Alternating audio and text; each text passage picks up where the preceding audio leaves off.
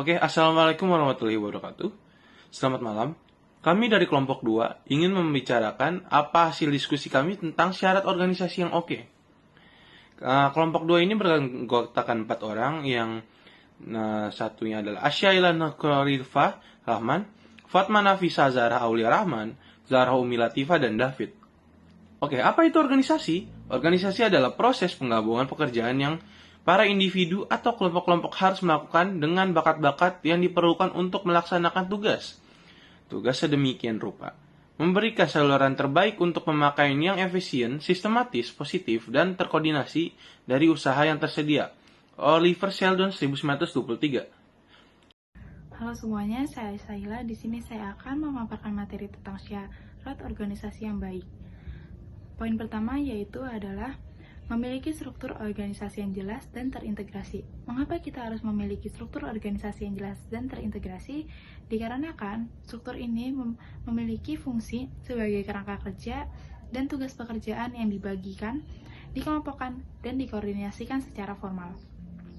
Struktur organisasi ini memungkinkan kestabilan suatu organisasi serta mengatur hubungan antar unit kerja, pembagian tugas, dan koordinasi wewenang secara efektif. Pentingnya struktur organisasi yang jelas dalam suatu organisasi, yakni memiliki struktur organisasi yang jelas adalah untuk mempermudah koordinasi antar anggota organisasi, menetapkan sistem manajemen yang efektif, dan mencapai tujuan yang telah ditetapkan sebelumnya. Dengan struktur organisasi yang jelas, anggota organisasi akan tahu tentang tugas mereka, tanggung jawab mereka, serta peran mereka dalam organisasi tersebut. Kemudian, kenapa kita harus memiliki struktur organisasi yang terintegrasi? Nah, struktur organisasi yang terintegrasi dalam sebuah organisasi ini dapat mengacu pada gabungan berbagai aspek operasional dalam suatu sistem. Struktur ini melibatkan hubungan antara anggota organisasi, sistem manajemen, dan strategi suatu organisasi untuk mencapai tujuannya. Keuntungan dari adanya struktur terintegrasi ini termasuk kemampuan untuk meningkatkan efisiensi operasional, koordinasi yang lebih baik antar anggota, dan pencapaian tujuan suatu organisasi dengan cara yang lebih efektif. Poin yang kedua yaitu adanya visi dan misi. Mengapa di suatu organisasi ini perlu adanya visi dan misi?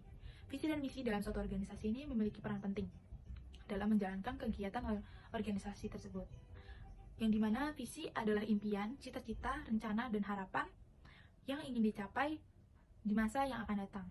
Sedangkan misi merupakan tujuan dan alasan keberadaan suatu organisasi yang berisi apa yang disediakan untuk kedepannya. Visi dan misi ini membantu menentukan tujuan suatu organisasi serta menanamkan rasa kepemilikan dan identitas para anggota dan memberikan arahan yang harus diikuti oleh organisasi. Visi dan misi dalam organisasi memiliki manfaat yang dimana itu menumbuhkan sadar kerja yang baik untuk mencapai tujuan, terus ada menumbuhkan komitmen dan semangat kerja, membantu menyelaraskan setiap orang dengan organisasi ini untuk meningkatkan efisiensi dan produktivitas. Visi dan misi ini juga membantu organisasi menetapkan prioritas yang dapat mengelola sumber daya, memastikan bahwa setiap orang yang bekerja dalam suatu organisasi ini mampu untuk mencapai tujuan yang bersama. Dengan adanya visi dan misi yang jelas, organisasi dapat fokus menyalurkan energi dan kreativitas ke arah yang diinginkan, serta memfasilitasi kolaborasi antar tim dalam suatu organisasi. Sekian dari saya, materi berikutnya akan dilanjut oleh teman saya. Baik, kemudian syarat organisasi yang ketiga yaitu kolaborasi dan koordinasi. Kolaborasi dan koordinasi di sini sangat berperan penting dalam kegiatan organisasi. Yang pertama itu mencegah terjadinya kekacauan, pencekcokan, dan kekembaran atau kekosongan pekerjaan. Kemudian yang kedua, agar pekerja dan pekerjaannya diselaraskan serta diarahkan untuk mencapai tujuan perusahaan. Kemudian yang ketiga yaitu dapat memanfaatkan sarana dan prasarana dalam pencapaian tujuan. Kemudian ada agar semua unsur manajemen dan pekerjaan masing-masing individu saling membantu tercapainya tujuan organisasi. Syarat organisasi yang baik yang keempat yaitu adanya budaya organisasi yang positif. Pengertian budaya organisasi sendiri merupakan sistem penyebaran kepercayaan dan nilai-nilai yang berkembang dalam suatu organisasi dan mengarahkan perilaku anggota-anggotanya. Budaya organisasi ini dapat menjadi instrumen keunggulan kompetitif yang utama, yaitu bila budaya organisasi mendukung strategi organisasi, kemudian bila budaya organisasi dapat menjawab atau mengatasi tantangan lingkungan dengan cepat, menurut Sujono tahun 2005. Baik, kemudian dalam kehidupan sehari-hari pastinya seseorang itu tidak akan terlepas dari lingkungannya ya. Kepribadian seseorang juga akan dibentuk oleh lingkungannya, dan agar kepribadian tersebut juga mengarah kepada sikap dan perilaku yang positif, pastinya kita harus didukung oleh suatu norma yang diakui tentang kebenarannya dan dipatuhi sebagai pedoman dalam bertindak. Pada dasarnya, manusia yang berada dalam kehidupan organisasi pasti berusaha untuk menentukan dan membentuk sesuatu yang dapat mengakomodasi kepentingan semua pihak, agar dalam menjalankan aktivitasnya tidak berbenturan dengan berbagai sikap dan perilaku dari masing-masing individu. Sesuatu yang dimaksud itu tidak lain adalah budaya di mana individu tersebut berada, seperti nilai, keyakinan, anggapan, harapan, dan sebagainya, menurut Kusomo tahun 2005.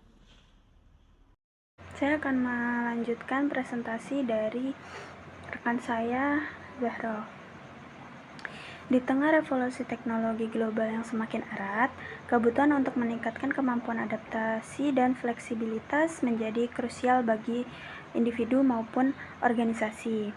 Dalam konteks ini, kemampuan untuk beradaptasi dengan cepat terhadap perubahan lingkungan, pasar, dan teknologi menjadi faktor penentu utama kesuksesan. Fleksibilitas di sisi lain mengacu pada kemampuan untuk menyesuaikan diri dengan berbagai situasi dan kondisi yang beragam, baik dari segi lingkungan kerja maupun persaingan global yang semakin ketat.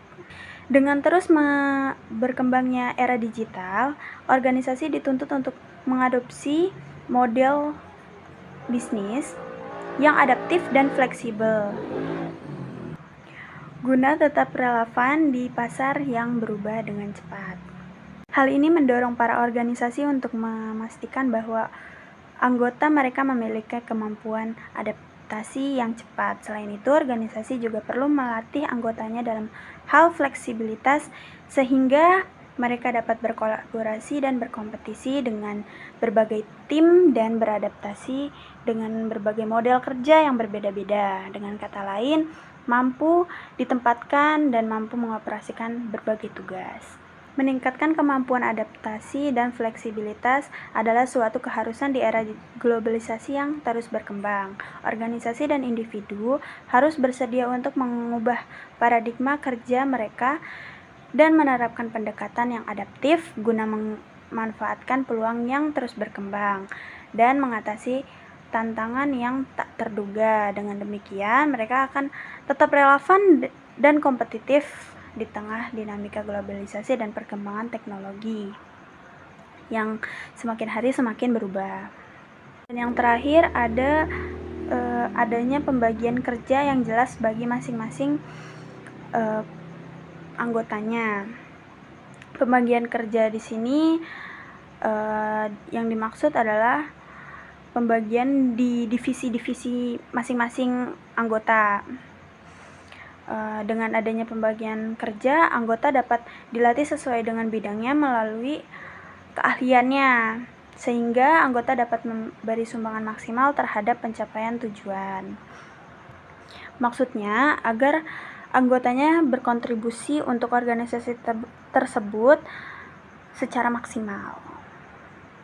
Pembagian kerja juga dapat membantu dalam penempatan anggota dengan menggunakan prinsip the right man in the right place, yaitu orang yang ditempatkan pada tempat yang tepat berdasarkan pada latar belakang pendidikan, pengalaman kerja, keterampilan, jenis kelamin, dan lain sebagainya, sehingga akan memberikan jaminan terhadap kestabilan, kelancaran, dan efektivitas kerja.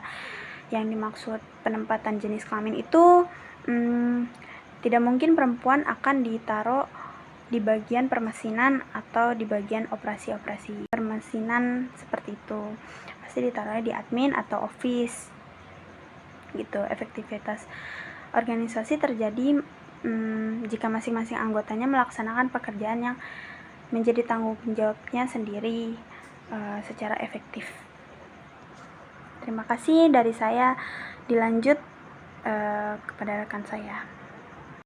Kesimpulan, organisasi adalah wadah bagi dua orang atau lebih yang digunakan sebagai moda transportasi untuk mencapai tujuan bersama. Organisasi memiliki unsur-unsur penting di dalamnya, seperti jenis-jenis organisasi, pengaruh organisasi, serta syarat dan tujuan dari didirikannya organisasi tersebut. Syarat-syarat ini membantu organisasi untuk mencapai efektivitas, efisiensi, dan bermonisasi dalam mencapai tujuan bersama. Namun, perlu diingat bahwa tujuan organisasi yang terbaik memerlukan waktu, usaha, dan komitmen yang kuat dari setiap anggota organisasi tersebut. Sekian dari kelompok kami. Mohon maaf apabila ada kekurangan. Terima kasih telah menonton dari presentasi kami. Wassalamualaikum warahmatullahi wabarakatuh.